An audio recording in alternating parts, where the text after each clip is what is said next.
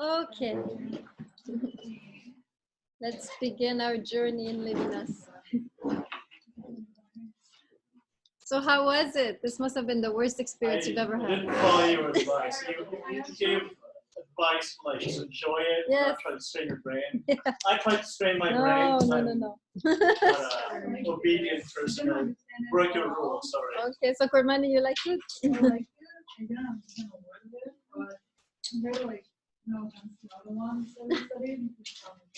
Okay, wow, all right. Yeah, he has a good rhythm. It's very poetic, right? Anybody else? Any other impressions or traumas that you want to share? Good. All right, so before we go in quickly, I'm missing a few tests. So Abid just disappeared. No, you're Abid. Abid, your test. Is it happening? Okay, good. Let's see. Hassan just disappeared. Merkulich, Nobel, we're talking. Rubinov, what's happening to you? Yes, okay. It's not recommended, but you do you. Okay, Smith disappeared. Any news from Smith over there? No. I'm assuming if somebody doesn't show up, they just drop. Maybe, yeah. I will let the people drop first. Okay, good. All right, so I'm going to talk about two things today. It was I mentioned the same two things in the introduction, so we're going to go over some of these aspects and go deeper into the text. So the first thing I'll talk about is the problem of the hidden God. So you can write that as your first title, the problem of the hidden God. And that will be today. Well, hidden, hiding, not hidden. Although that would be interesting, the problem of the hidden God. I can see a book right there. God is more heathen. Maybe God is a heathen. You know, we don't know. We'll find out today a little bit. And then next time we'll talk about ethics as a path to God. Ethics as a path to God. So that's going to be next time. So ethics. In my reading assignment, in my audio questions. Okay, so let's recap where we are with Levinas, right? We are moving away. We've just finished Marcel. This was World War I. And we saw how Marcel kind of handled World War I, the way that he approached the despair, the darkness, right, that had come over the continent of Europe. Levinas is dealing now with even darker times. This is World War II. And it's darker because not only there was a war, but there was a genocide, right? You're all familiar, of course, with the Holocaust and so forth. So, and remember, he is deeply affected by the Holocaust. He's not just talking about the Holocaust, right? His whole family, if you recall in the introduction, I told you, died in the Holocaust, right? Except his wife and daughter, but his whole extended family died in the Holocaust. So he is really, this is hitting him at his very core. And of course, the question that arises after the Holocaust in many, many believers' hearts and minds is, where was God, right? And this is the question we're going to try to answer. This is also your test question, incidentally, right? Where was God during the Holocaust? Why didn't he raise a finger, right, to help his people who were being genocided and murdered, right? So Levinas is struggling with exactly that question. Where was God? And how can I still connect to such a God? Do I still even want to be in touch with such a God, right? And what we're going to see, which is what I told you last time in the audio, what we're going to see is that for Levinas, the only way to retain some kind of connection with God is to redefine who God is to discover another face of God. The vision of God as, you know, omnipotent, omniscient, sitting on a throne in heaven, in control of the universe, this is finished. Right? We cannot believe in such a God anymore after the Holocaust, right? Because there is nobody on that throne, clearly, right? This is the impression many people are getting. And so how do you still connect to God? Well, you have to see God differently. And you have to, in a way, encounter God differently. And that's what Levinas is going to walk us through. A different God, a different encounter, not a different God, but a different face of God. And we're going to be very surprised what that new face of God has to look like, according to Levinas. We're going to see that. So we start, of course, in this, what Martin Buber calls this eclipse of God, right? Eclipse, E-C-L-I-P-S-E. What is an eclipse? Can someone remind me? It's when Yes, Roy? Okay. Go ahead. As well, we could move the sun. Okay, yes, it's covered, right? The sun is momentarily covered, right, by the moon. And you don't see the sun. You hope the sun is still there, but you don't see it, right? The eclipse of God happened during the Holocaust. All of a sudden, God disappeared, right? The sky was empty. There was no one home, right, when you're praying. And so Levinas is coming from this context, and he's grappling with doubt, basically, right? Along with his contemporaries, right? When God hides in this way, when you don't see the face of God, when God is silent, immediately starts to arise in your heart a doubt, does God even exist, right? And so Levinas, as well as a number of his contemporaries, are grappling with this doubt. They can't help but doubt. And they're feeling despair because of this doubt, right? Remember with Marcel, when you lose the connection, right, with being, this is when despair starts to kick in. If you were a believer and you had a connection to God and that connection is now being severed, now this is when despair will begin to flow into the heart, right? Yes, Rubina. So, like, in a way, everything is sort of like as of like faith. You just don't lose faith just because you don't see something or believe something. Except that, yes, except that they are even losing their faith in that particular God who is powerful, right? This is the trauma is too deep to go back to that God. You see what I mean? Something new has to happen, right? So even so, throughout the centuries, the Jews had faith, right? And they kept, going, they kept going. But this was in a way the last straw. This was like, you know what? We're done here, right? So this was too much, right? And so in a way, not only just, you don't just have questions like Maimonides, right? Was saying, you don't even have faith. You don't even want to have faith, right? There's anger there, right? If you remember Elie Wiesel, who survived Auschwitz, right? He actually wrote a play where he puts God on trial for doing this, for allowing this, right? So there's actually anger there, not just questions, right? And so at that moment, Levinas is saying, I cannot see this God doesn't work for me anymore. This God on the throne, I have to have a different encounter, right? Yes. The thing is, like, we give two examples. So one example would be if we, let's say, do something bad, right? Or we're thinking of doing something bad, let's say illegal or a bad crime. In our heads, we're thinking, if I do something, I might face the con, I might get arrested, I might get thrown in prison. Just the thought of knowing that it exists like a force, like the police, that they can come and take you, is enough to like deter you from doing something bad. But like at the same time, sometimes people don't care. I'm gonna do it anyway. Maybe the consequences are I'm gonna get a better reaction towards the end of the road. But like when it comes to like the Holocaust, in my head, it's almost like not that God was not home, but not really like a test of faith either.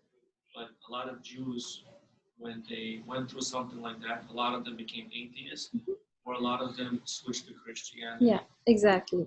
Right. So this is where we are, right? Levinas is himself, right, become tempted by atheism. And so what do we do in that context? So Levinas really trying to respond to this overwhelming anger, frustration, doubt, temptation of atheism. And so let's see what he does, right? With his, hold on, let me get, I can't get anywhere with you guys, with you too. Let me get somewhere and then we'll have questions. Okay. So, because this is hard enough. So if I don't have like a continuous flow, we're going to fall apart, including me. Okay. So we'll have questions in a bit. Let me get ahead a little bit. So, okay. So first thing that he's going to do, which I found really fascinating, he's going to, in a way, embrace doubt as a possible path to God. And this is very interesting, right? Instead of, so he's doubting, right? And he's feeling bad that he's doubting, right? He's sensing that he's becoming more and more distant from God through his doubt. And what he's going to do masterfully is to actually prove to us that this doubt is actually one of the paths to God. And in fact, for Levinas, that this doubt is in fact the royal road to God. This is the road to God, right? So let's see how he does that. So I'm competing again with this guy over there. Can someone close the door and then open it if a student, who wants to be the doorman? Rubina, you're going to be the, just close the door. If someone knocks, you open it. Okay, so let's read here in the beginning.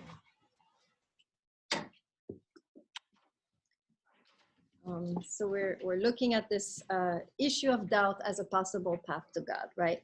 Okay, so let's look on top of 66. You have the first paragraph as rational speech. Are you there? Everybody with me? Wave at me. Two people have to wave at me. One. Page 66, the top as rational speech. Who else is there? Yes. Okay, great.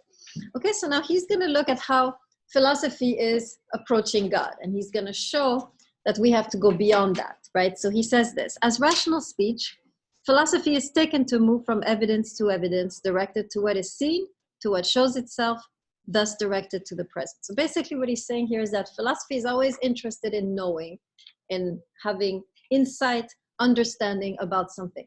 And throughout the centuries, philosophy has tried to figure out what is God, who is God, and given God a bunch of attributes, and God is like this, God is like that. And Levinas is about to say, we're about to shatter this, right? Whatever philosophy has said about God, we're about to shatter every single concept and a perspective on God that we have understood so far, right? So he continues and says, philosophy, however, even has stumbled on this hidden God, right? Even though philosophy always tries to say God is this, God is that, God is, right, being very clear of God's attributes, sometimes philosophy stumbles on the mystery of God. So let's look at the third paragraph.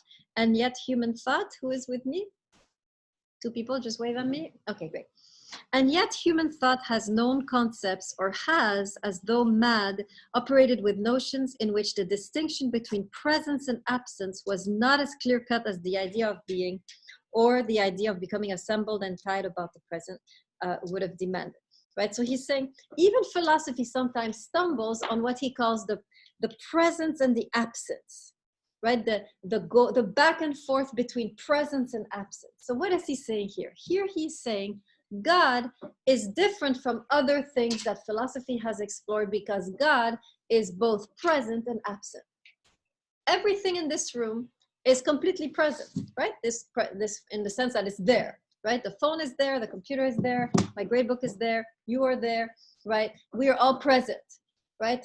Although some of us are a little bit absent, perhaps, in their minds, right? But human beings, right, by the way, have the capacity to be both present and absent. You can be here in body and completely absent in your mind, right? So God, likewise, he says, is a very peculiar object. God is characterized as a being who is both present and absent. So let's explore that a little bit. What does it mean that God is both present and absent? This sounds like a contradiction. Either you're present or you're absent. You can't be both. Well, God is both. What does that mean, that God is both there and not there? Yes, good, Manny. I think it's kind of saying that even though he's technically here, he's silent and visible, so you can't see or hear him. So how is he here if you can't see or hear him? How do you know? He's just in the mind. Okay, in the mind. How do you know you're not inventing, like Nietzsche would say? Okay, you see the problem? She knows, but then I come and I destroy it. now she doesn't know. Present and absent. Are you seeing how you can be a complete believer, very sure of yourself, and someone is like, really? And now you're like doubting, hopefully, right? A little bit. Did I put a little doubt in you? Okay, good. You see, it's very hard not to doubt, right? Who else? Who else can interpret? Yes, Rubina. Like for me, that reminds me of when we went over the book of John, when he had doubt in God, and then his friends told him. Job. God doesn't need you. You just think he needs you because he helps you, but in reality, he doesn't need you. And then when God came down, he told him that you don't do anything for me, but I support you because I want to, not because I need to. Okay, good, right? The book of Job is a good reference. This is a very, very powerful book, and which fits very nicely in our context, right? The eclipse of God. This is what Job experienced, right? Vazinda. Well, he's absent because we don't actually see him in this world, but he's present, and like each of us like have our own feeling of like presence of God, and we have like feelings of faith. And like you said with Marcel, feelings like can be made up, and like once we have them, it can't be really taken away. Right. And yet, right? I have a feeling God exists. And it's like, okay, but you're feeling like, where's the evidence? Somebody will ask you, right? Where's the evidence? I'm not feeling it, right? Now, what do you say to a person like that, right? And so it's tricky, right? And people would be like, oh, well, the feeling, you can't say you're delusional, right? But what could someone say to someone says he has the feeling God exists? Is there any atheist in the room that can immediately destroy this for me right now? Where are my atheists? asked me last year. Give it a try. How do you dismantle the idea that I feel God exists?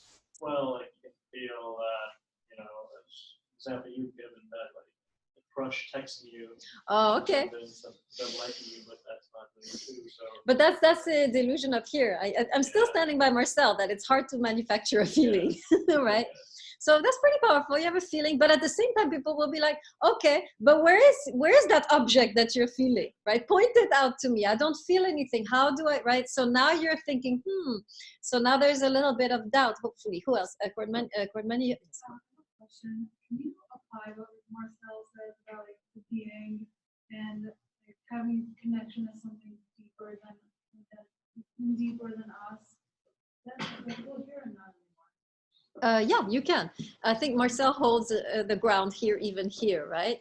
But at the same time, right, you say you're feeling it, but you know, in the context where Levinas is writing, you can end up the minority like that. And now you start to doubt even your feelings, right? How many of you have ever felt that you were loved by someone, right? And the feeling is accurate, probably they love you, but everybody around you telling you they don't. How you, right? So now your mind is fighting your heart. Do you see what I'm saying? So so even there, your feeling can become destabilized. The feeling is true, you know this, or you know, you've been with, this is a better example, you've been with someone for a while and you know them and people around you telling you he or she is cheating and you know they would not do that, but everyone talking. So now you are like slightly destabilized. The feeling is there, but your mind is starting to get really crowded, right? And so even, right, with this feeling, you can be surrounded by naysayers who are messing with your mind, and now you are destabilized, even though your heart is stable, right? So what Levinas is saying is inevitably, when it comes to God, there is always a little bit of doubt. And then Levinas is going to say, and it has to be like that. Okay, so let me say that again, right? For Levinas, inevitably, if you're honest, even the deepest believer, there's always a little bit of doubt. I mean, you can just meet someone, tell you the opposite, and now you're thinking, am I delusional, or is my feeling, can I trust my heart, right? Remember, we cannot always trust the heart. I think it was Rumi who said that, right? If your heart is toxic or messed up, you can feel things that you shouldn't feel, right? So can I trust my heart? Can I trust my mind? And now you're shaken, right? So Levinas is saying, inevitably when it comes to God, God is always both present and absent. Inevitably, necessarily, there will be doubt. And it has to be so, says Levinas. Now, why is that a good thing, that there be doubt always when it comes to the encounter with God? Why is that actually a good thing, right? Levinas actually saying, it's always going to be like that, and actually that's a good thing. Yes, Cordman. It kind of has to believe that, at least from my personal experience, like the way that I understand what I believe in is like struggling with it. And let's say you're arguing with someone about, for the sake of the existence of God. Like you said before, you can argue with an atheist all day long, saying, oh, he didn't exist, he doesn't really exist. But I think through that argument, it doesn't matter if you're right or wrong, just the idea of like, arguing it and like standing up for what you believe to be true. I think that's what makes it valid. So here's my question to you. Is it your faith getting stronger or your stubbornness getting stronger? You see how we could see this, right? Yours seems set in your ways, right? Seems. And then someone comes and tries to dismantle that, but you don't listen. Is that a good thing or a bad thing, right? So in a way, it's testing your faith, but some people would be like, you're just stubborn. You don't want to be wrong. You don't want to let go of this, pacifying thought. Do you see what I mean? Now I'm killing you right now. I'm testing your faith right now. But can't you characterize faith as stubbornness? So yeah, that's an interesting question. Does faith necessitate a certain stubbornness? You're right. Like, to be faithful, you have to have stubbornness. So they're connected, right? It's not a bad thing sometimes to be stubbornness. So good. That's one way to see it. What is another reason why necessarily there has to be doubt when it comes to God? Yes. You mentioned earlier that doubt is a royal road to God. So we always have some doubt. We always have some access to that royal road. And why is doubt so good? Take Maimonides. Maimonides mentioned this. Yes. I believe you have like 100% faith in like God and like let's say what He said, and like you're gonna be literally doing everything you're gonna like let's say like scripture and like like let's say it says kill this person, that person, like there's no interpretation, there's no doubt in your mind. Exactly. See what it Right. says. What happens when you think you know who God is and what he wants from you? What happens? What kind of person do you become when you know, not a shadow of a doubt, this is what God wants, this is what I'll do? You're one of the most dangerous people in the world, right? If you never have a shadow of a doubt about who God is, you are one of the most dangerous people in the world, because you have formed an idol, and in the name of that idol, you will kill, right? So Levinas is saying, and this is along the lines of Maimonides. He knows Maimonides. So he's really in the tradition of Maimonides when he says, it is always good to doubt and to question the ways of God and the nature of God. Why? Because if we don't question, God becomes small, right? If we don't constantly question the concept we have of God, God will remain small. Let me say that again. This is a good thought. If we don't, it's not even about questioning God. It's about questioning the concept you have made for yourself of God. It is questioning what people have told you God is, right? If you never do that, God will remain small in the shape of an idol, right? And so Maimonides and Levinas are both saying we need to constantly question and interrogate the concept we have of God. Whatever people have put in your mind about who God is, our task is to constantly question that and challenge it so that our vision can grow, right? And that's why Levinas says doubt is the royal path to God. If you are incapable of doubt, you will remain idolatrous, right? The fact that you're doubting and questioning and angry and frustrated and, how could God do this? And I don't agree with God here. And I absolutely hate what is happening here. You are actually prepping. You are broadening your mind to have a deeper vision of God. Do you follow me? Right? People who thought God is on a throne helping us, that's a great vision. It's very reassuring. But after the Holocaust, we have to broaden our perspective, or we're not going to survive with God. This relationship is not going to work out, right? And so the fact that we're doubting this concept of God as all-powerful is paving the way for a broader vision. Do you follow? So it is the royal road to God, because God is always bigger than whatever vision we have. And so to doubt is to constantly approach this. Who was it who invented? Not bigness. Oh, he invented bigly, Donald Trump, but not bigness. So, right, this is bigly. Yeah, it's not bigness. I'm inventing bigness right now. This. How do you say bigness? Is there a word for bigness? Large. Enormity. The enormity, yes. the enormity of God, right? If you don't question your concept, you're going to stay small. So questioning always breaks your mind further open and further open and further open. And as you open up, you get a closer vision of who God actually is, right? God is always beyond our vision. Am I clear why doubt actually is the royal road to God for Levinas, and why he's actually basically saying all of us right now who are angry and questioning, we are closer to God than the believer who blindly accepts and sees this as a test of faith. Do you see how radical what he's saying, right? He's not saying this is a test of my faith. He's saying we are angry, frustrated, and we're done with God. And in that sense, he's saying, in that context, done with God, attitude of being, we're over. We're actually closer to than the believer who is seeing this merely as a test of faith, because we are breaking something. We are destroying a concept. And anytime you destroy a concept of God, God is happy. That's the idea. Okay. Any questions on this so far? Yes, Rubina. So, like, if you take the person who doesn't, let's say you put in a packet, you say, I want you to go home, drive all the way home without looking at a map. He's most likely not going to know where he is. It might take him many questions. Like back in the day, we didn't have Waze and Google Maps. You roll down your window and ask, do you know how to get to Logano or this exit? So it's almost like the same concept. Like you throw someone in the middle, say, I want you to go home. Just like you say, I want you to find God. He's going to take that road. He's going to take this road until he eventually finds it. Now, let's say you give him a compass without, let's say, northwest, east, south, and you say, that's like his Bible. So take this, and now you can find your way.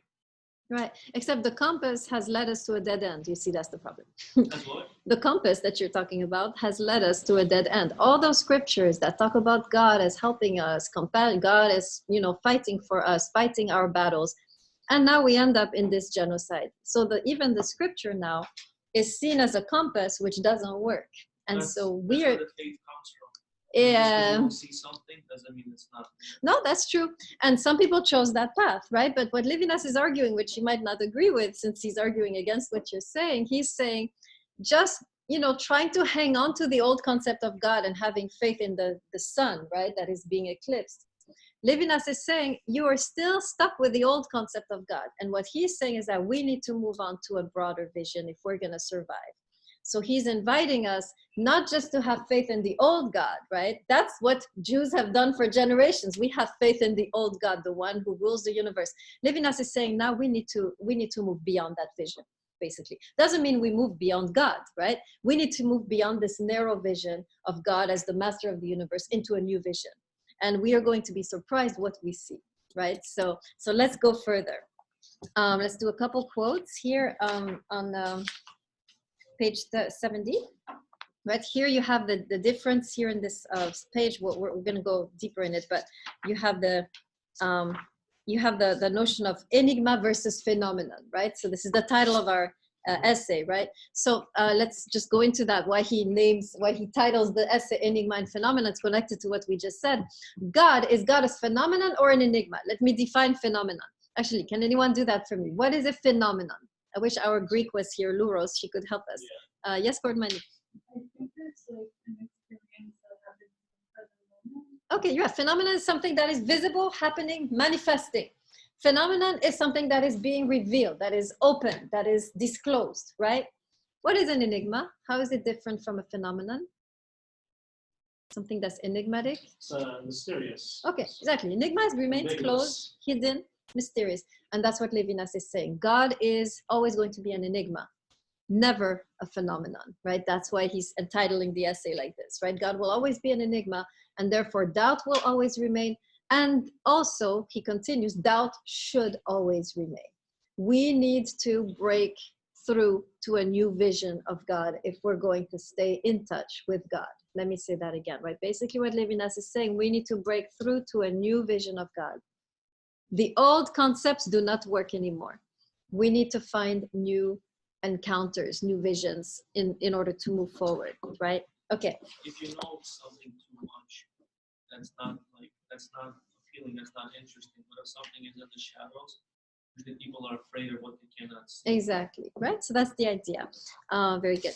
Okay, so we saw first, so we know now that there's this notion of God, right? God is hidden.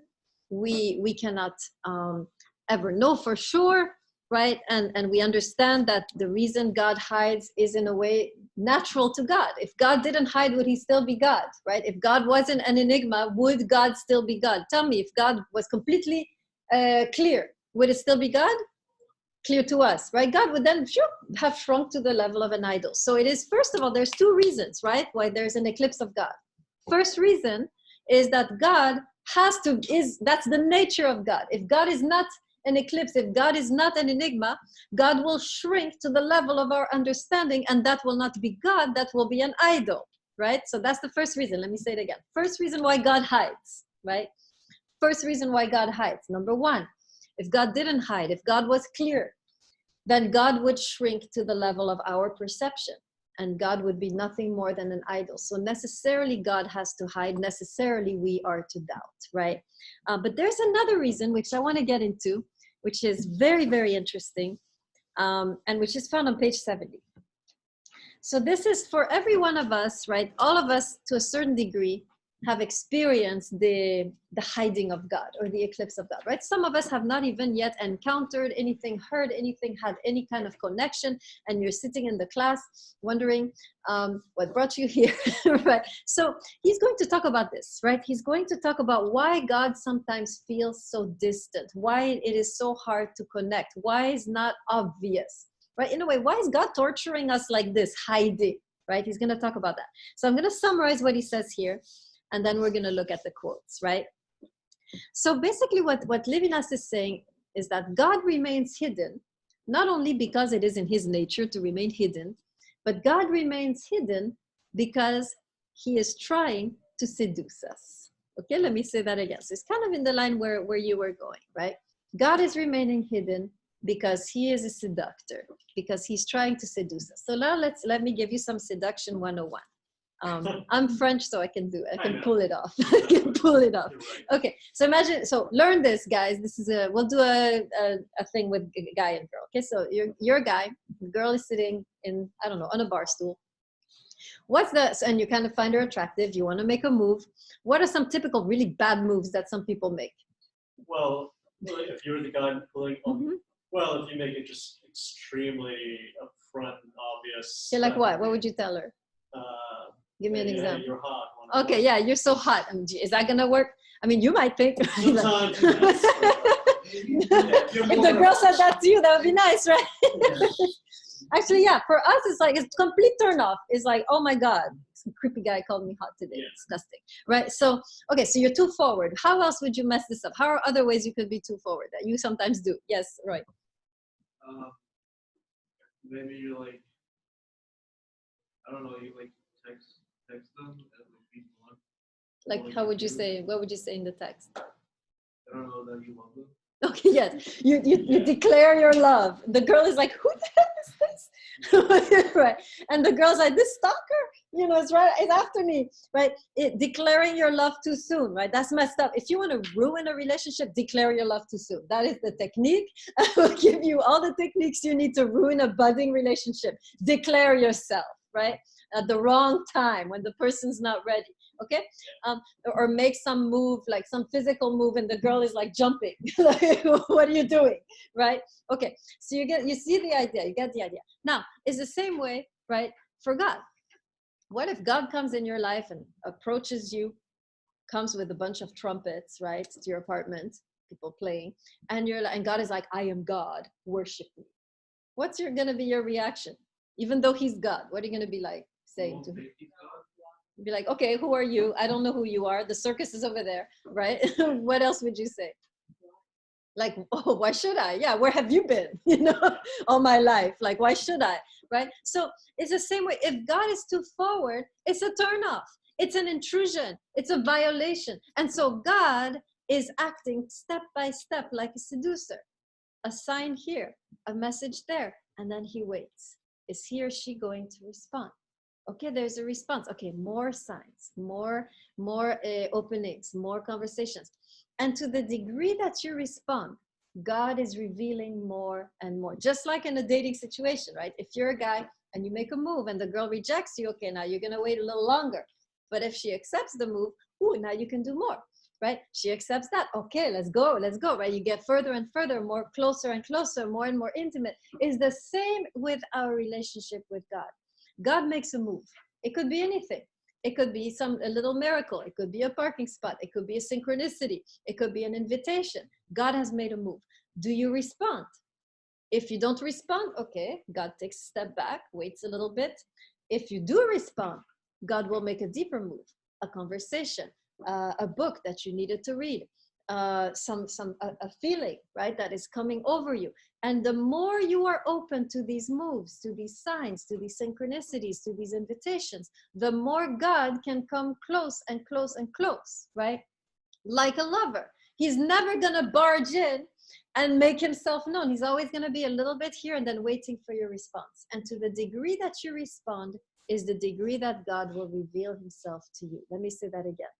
It is to the degree that you respond to these invitations or signs or synchronicities, to the degree that you're open to them, is the degree that God will gradually reveal more and more of himself to you. Kind of like Marcel. Remember what Marcel said?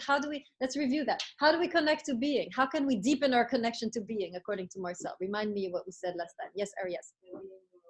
Exactly. Open to these to these feelings, right? I have the feeling of hope. I have the feeling of presence. Let me not, push it away in the name of reason, but let me receive it.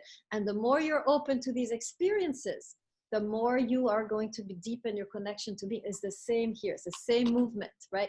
The more you're open to the invitations, the signs, the more you will get a revelation of God. And the reason, by the way, some of us do not hear from God is that even when we hear, we put it down in the name of reason. Like, that can't be. You get a little parking spot right in the middle of Midtown, and you're like, it was luck, right? Somebody invites you to go somewhere, you're like, I don't have time. You get a synchronicity, something that's, you know, you're like, wow, you're like, oh, this is just, you know, chance. And you're rejecting these invitations. And so the voice is getting more and more still, but to the degree that you say, let's see if there's something there, right? To the degree that you walk in the direction of these invitations is to the degree that you will receive deeper and deeper revelation. By Isabel.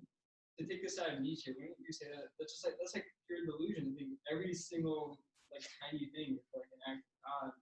Well, you don't know. You see, you're always in doubt with Levinas. You never become complacent. You're like, I wonder if there's something there. Let me go and explore that, right? Let me see if there's something behind that. You see what I mean? I feel like then you're gonna get like so caught up in like the tiniest little thing. And then, like, Yeah. It depends, right? You have to be yourself, right? If you're sensing that, okay, someone, it has to feel right, obviously, right? You can't become all, you know, crazy, like, oh, I saw the number 111, you know, God is speaking. Some people are like that, you know. You're like, that's like a significant number. I heard the one. They'll say like, oh, the traffic light changed green. Like, yes, oh, yes. like a timer. No, the voice of skepticism has to remain there. Nietzsche has to be with you the rest of your life. You cannot drop this guy, right? Nietzsche is very healthy to have around as a good friend, being like, what are you doing? You know, there's nothing, right? So, but at the same time that Nietzsche is there, shouldn't close us off to perhaps there is more to what Nietzsche is saying. And let me explore, let me be open. If you explore and there's nothing, then you stop. But it's simply being, you don't have to be into synchronicities and signs and, you know, the lining up of numbers, but you can be, there's an invitation, or there's a certain book someone is giving me. Do I follow through, or do I remain closed off? So depending on who you are, some people will have ecstatic, you know, visions with the number 111, and they will have breakthroughs, for probably not you. So you would need more like a book or a conversation or an invitation, something rational, right? And then you can, but to always refuse those invitations is to block off deeper experiences, right? That's the idea. So yes, absolutely. Don't become, you know, be you. You know, yes, Gordon Miley. It's like it's fun watching things before. Like Marcel is constantly like fighting against Nietzsche, right? He's always saying that there's metaphysical dimension that's saying that we're tied to something like deeper than what we can see. Like there's so much that goes on in this world that we can't see, and yeah, maybe you can talk about the delusion. You could say that if we can't see something, then like, why should we drive ourselves nuts? At the same time, like there's this like feeling within you that some people call faith, some people call delusion, whatever you want. But I just personally, I think that it always points towards something that is lying ahead for us that we're not arriving at yet. Yeah, and I like what you're saying, because even the feeling of faith, right, can be one of these callings, right? You get invitations even in your heart. I need to follow through with this. I need to take this direction. I need to stand firm. This is you following something, right? So in that sense, now I'm finally agreeing with you, right? So in that sense, right? So, okay, so let's read the text and see how he puts this, right? We're on page 70. And I'm going to start with his, first he gives the example of a lover who is trying to seduce, right? And then he moves on with God. So this is the middle of the second paragraph. You will see a lover makes an advance. Who is there? One person, who else? Two, okay. So he's now starting with the lover in the bar, right?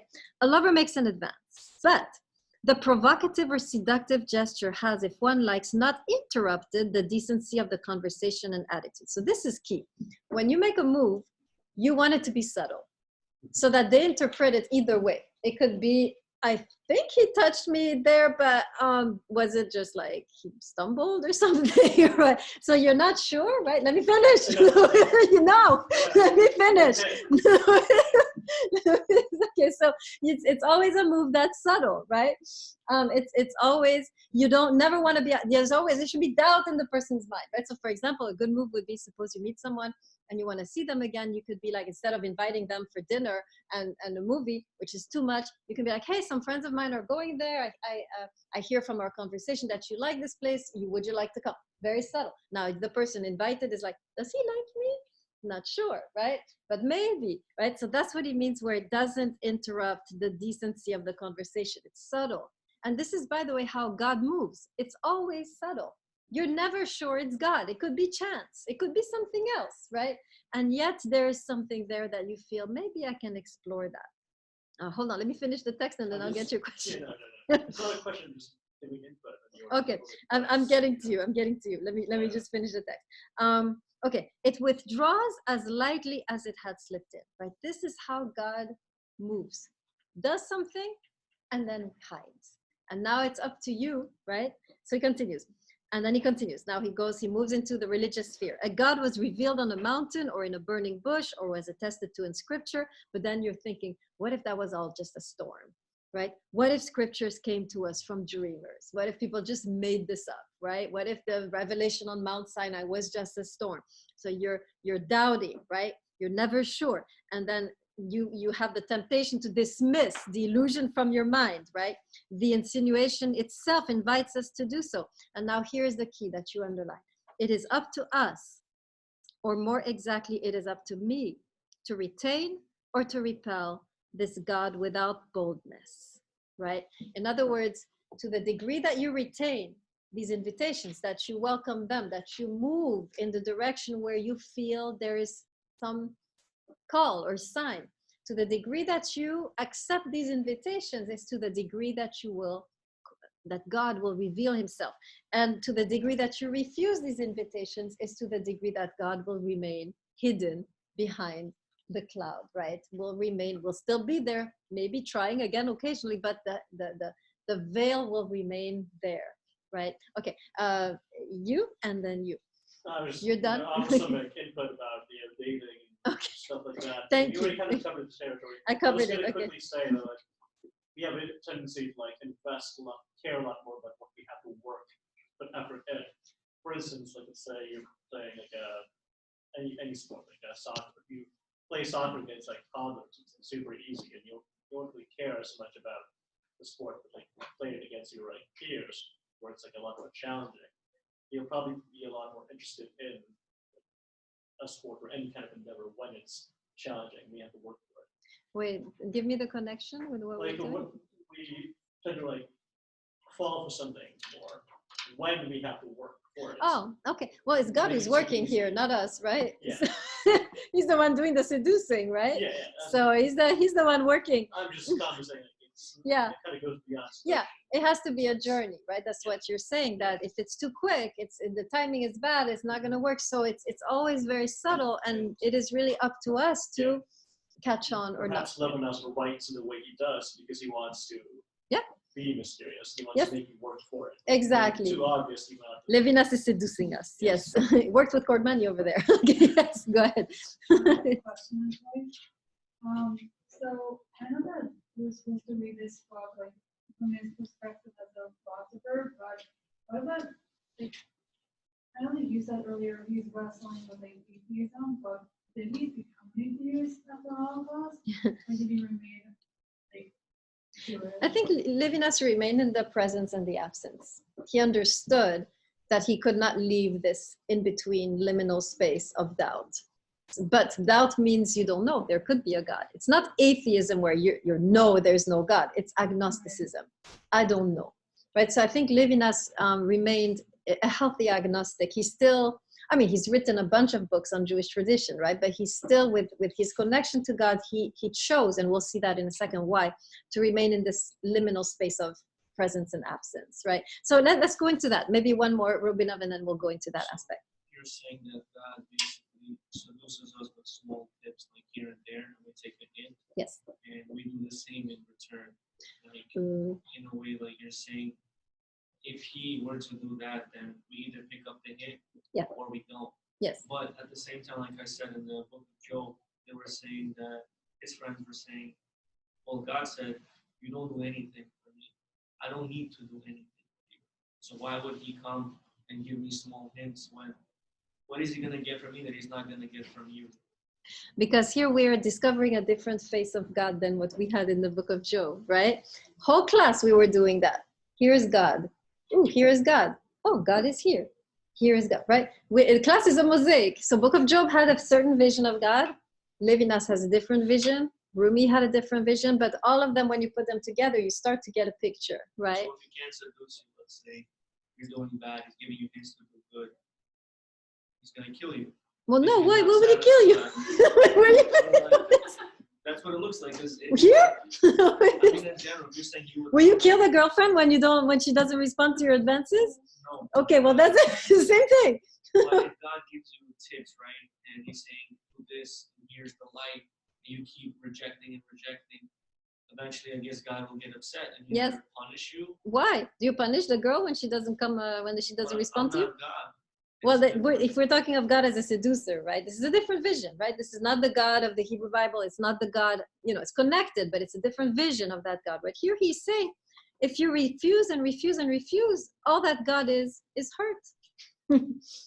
God is not going to come after you like a stalker and be like, you have to love me, right? He's not going to do that. Although sometimes God has been violent, it's true. But in this vision that Levinas is giving us, is when God is a seducer, it's like, he tries and tries, you don't respond, God is simply hurt, right? Like you would be hurt. You may give up, or We don't know. Remember, what Levinas is saying is that this is one particular way of seeing God, which for him is the only way to understand the eclipse of God, right? He's trying to understand why God is hiding. And he's interpreting this hiding. One way to interpret this hiding is to see it as an act of seduction. That's it. There are many other ways to see this, right? But this is a particular way. Okay, now let me conclude on that because we have to transition to the next part, and there's something very important going on here for Levinas. This text that we just read on page 70, where Levinas is seeing God as a seducer who is subtle and who is waiting for us to respond. This is the first and last time he will talk about God in this way, in terms of a personal relationship, right? Because for Levinas, ultimately, this personal relationship cannot occur, right? So let me say that again and why. I'm going to explain why in a second, right? This is the only time that Levinas kind of plays with the idea of reconciling with God, of having a kind of personal relationship with God, of having an encounter between him and God. He's going to opt out of this love relationship and go in a totally different direction. And I'm going to tell you a story to explain why he chooses a different path, right? So this is a true story. I think Levinas talks about it. Right after the war finished, so he had just lost his whole family, got the news that they were massacred in the streets and in the forests and so forth in the Ukraine, Lithuania, where his family was. And he's kind of like many people after the war. If you know the story of Elie Wiesel, who is also a Holocaust survivor, Elie Wiesel just spent, I think, 10 years saying nothing. I mean, nothing about what happened, just stayed silent, right? And so Levinas is kind of wandering the streets of Paris, right? He's just walking, lost. And at one point, he stumbles upon a church, and the churches in France are always open. You can go in, Catholic church. So he goes in randomly, right? He's Jewish, but he goes in. And the first thing he sees, very powerful, is a beautiful painting of Hannah. Hannah is, I'm going to tell you who she is so that you can understand how it hit him. So Hannah is a story. It's a story in the Hebrew Bible. So Levinas was familiar with this person. She's a woman who could not have children. And she was married to a man who was very sweet, but there was a second wife. And that second wife, every year she would pop out children, right? And so the second wife got really smug. And Hannah was like really dying. Like she was so distressed about the fact she couldn't have children. For a woman at the time, that was the reason you exist. So she basically had no reason to exist. And so one day she goes to the temple of God, and she's so distraught, she just loses the protocol. She just starts to weep and to tear her hair and she's in such a state trying to pray, right, to have this child. So she's really distressed. She's going insane in the temple. And the priest sees her and he's like, you need to step out, right? You're disturbing everybody with whatever you are doing. And the woman says, I'm not drunk. I'm not crazy. I just really in deep distress and I need this child. And the priest in a moment of inspiration says, oh, I see. And he says, well, let it be like you have asked. And a year later, right, she has a child and so forth. So it's a beautiful story. But the painting there that Levinas sees is a painting of her in the midst of her distress, where she is pouring her heart out to God because she cannot have this child. And Levinas stays a long time in front of that painting, looking at this woman weeping and opening her heart to God, right? Pouring her grief to God. And maybe he is thinking, what if I could do that? What if I could open my heart to God and pour my grief to God and have this moment where I'm just weeping at the feet of God? And Levinas opts out. He turns his back and he walks out of the church and chooses not to open his heart in this way. Why? Out of respect for the victims. Because they were not comforted, he refuses to be comforted. You see?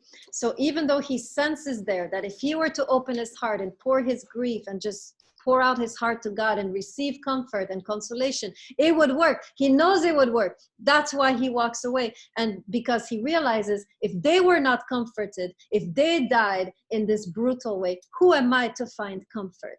And so Levinas from now on will opt out of this kind of one-on-one relationship with God where he could find comfort and consolation, and he will choose a totally different path, right, to access God, which we will see is the path of ethics. So this is just a glimpse that we will never see again into the possibility for Levinas, right, of connecting to this God who seems to be hiding, but maybe is longing for us actually, right? Levinas walks away from that particular possibility out of respect for the victims. He chooses not to be comforted, and he will choose a different path, which we'll talk about next time. Yes, Ravina. The thing is that for humans, they only come to God and they only believe in God when it's convenient for them. Like when someone goes through something, say, oh God, please can you help me? But when you're doing good, most people, they don't come to God and say, oh, thank you, most of them. But then sometimes it's too late. Right. And what's interesting about what you're saying, you're right. People usually come to God when they're suffering. Levinas, this is when he chooses to walk away. He's like, I refuse to be that person who comes to God when I am suffering to receive consolation. By the way, Nietzsche would be proud of Levinas. I hope you're seeing that, right? Nietzsche, who used to say that religion is a crutch for people who are weak. And Levinas, in a way, I think is aware of that. He refuses to choose the path of not weakness, but comfort. Why? And we're going to see why next time, especially because for him, the path to God cannot be comfortable. It cannot be that, right? He refuses for it to be comfortable and happy and the path of consolation, because for him, there is the victims who are constantly looming behind him. And because they were not comfortable, they were not comforted, he refuses to experience that. So next time we will see what is the path he will take, right? And we're going to see that he's going to make a shift from the vertical relationship, right, of you with a personal God who is up there in the heavens, to a horizontal relationship where God is found here on earth. And we're going to find out what that looks like next time. Okay, any questions on anything I said or disturbances? Or There was a question they had earlier about yeah? like vous versus tu, because no, you're French, so you know the difference between vous and tu. Is that in here though? It's the introduction segment 65. 65? He's probably referring to Buber. Yeah. Vous, the stranger, Mm-hmm. tu, Page 65. I see it. writes, You is no longer the view of totality and infinity, but two. And then I wrote and I was like, Levinas writes that a you, parentheses two, is inserted between the I and the absolute he. And in terms of the development of Levinas's work, Montesquieu of the view of the stranger opens up into the relation of the two of the neighbor and the absolute self. Okay, great. Yes, let me say a few words on that. So he's alluding to Buber, whom we didn't study, but basically, just let's go back to the French. Let's skip Buber for now. In French, there's two, it's like Spanish, right? There's two ways to say you. There's the formal way, which in Spanish is usted, and the familiar way, which is tu, right? In French is the same, is tu and vous, right? So when you address somebody respectful, or respectable, right? Like a professor or somebody older, you say vous, which is the formal way, or like in Spanish, usted. But when you address a friend or a younger person, you say tu, right? And what Levinas is saying is that Buber wanted us to say tu to God, to address him familiarly, close, intimately. But he's saying we need to shift and address him as vous, which is mysterious, distant, transcendent, right? So that's all that's going on here. He's doing something with the Buber here. He's contradicting Buber, saying we need to go back to the Vu, the formal, which paves the way to the mystery, the enigma. So he's going back to that. There is no intimacy for Levinas between man and God. It doesn't work anymore. He refuses that, because intimacy means pleasure, it means comfort, it means peace. And Levinas is not going to take any peace from God, right? He refuses to be comforted. He refuses the peace of God, right? Good. All right, guys. Good luck with the second part of the text. I'm going to stop this recording.